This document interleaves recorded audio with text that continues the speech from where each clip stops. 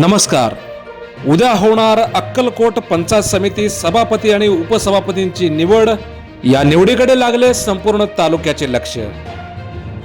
बातमी सविस्तर पाहूयात, पण त्या अगोदर जर आमचं चॅनल सबस्क्राईब केलं नसेल तर हॅलो सोलापूर न्यूज चॅनलला सबस्क्राईब करा, जेणेकरून अक्कलकोट तालुक्यासह सोलापूर जिल्ह्यातील महत्त्वपूर्ण बातम्या आपणास लवकरात लवकर पाहता येतील.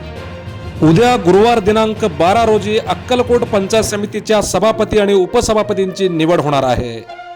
अक्कलकोट पंचायत समितीचे सभापती पद हे ओबीसी महिला प्रवर्गासाठी आरक्षित असून आमदार सचिन कल्याण शेट्टी हे सभापती पदासाठी कोणाला संधी देणार याकडे संपूर्ण तालुक्याचे लक्ष लागले आहे. अक्कलकोट पंचायत समितीमध्ये भारतीय जनता पार्टीचे बहुमत असून 12 पैकी 8 जागा या भाजपने जिंकल्या आहेत, तर 4 जागी शिवसेना शिंदे गटाचे उमेदवार निवडून आले आहेत. अक्कलकोट पंचायत समितीचे सभापती पद हे ओबीसी महिला प्रवर्गासाठी आरक्षित आहे. भाजपमध्ये पानमंगरुळ पंचायत समिती गणातून निवडून आलेल्या रश्मी हिप्परगी आणि जेऊर गणातून भाजपकडून निवडून आलेल्या माजी सभापती विमल गव्हाणे यांच्या नावाची चर्चा सध्या सुरू आहे. रश्मी हिप्परगी आणि विमल गव्हाणे यांच्याकडे ओबीसी जातीचे प्रमाणपत्र आहे. आणि त्याचप्रमाणे उपसभापती पदासाठी चपळगाव गणातून निवडून आलेले सागर कल्याण शेट्टी यांच्या नावाची जोरदार चर्चा सुरू आहे.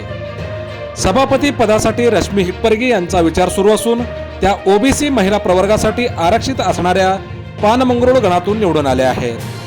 अक्कलकोट पंचायत समितीमध्ये भाजपचे पूर्ण बहुमत असल्याने आता केवळ सभापती आणि उपसभापती यांच्या नावाची घोषणेची औपचारिकता राहिली आहे. आणि त्याचप्रमाणे अक्कलकोट शिवसेना शिंदे गटाचे 4 सदस्य पंचायत समिती निवडणुकीत निवडून आले आहेत. माजी मंत्री सिद्धाराम म्हेत्रे यांची कन्या शीतल म्हेत्रे या ओबीसी महिला प्रवर्गासाठी आरक्षित असणाऱ्या तोळनूर गणातून निवडून आल्या आहेत. अक्कलकोट पंचायत समिती सभापती पदाच्या निवडणुकीत शिवसेनेचे उमेदवार म्हणून शीतल म्हेत्रे या अर्ज दाखल करण्याची शक्यता वर्तवण्यात येत आहे. उद्या गुरुवार दिनांक 12 रोजी अक्कलकोट पंचायत समितीच्या सभापती आणि उपसभापतींची निवड होणार आहे. त्यामुळे आता संपूर्ण तालुक्याचे लक्ष या निवडीकडे लागले आहे.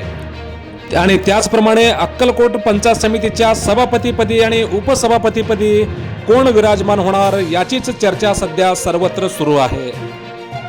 आपण पाहत आहात हॅलो सोलापूर न्यूज. धन्यवाद.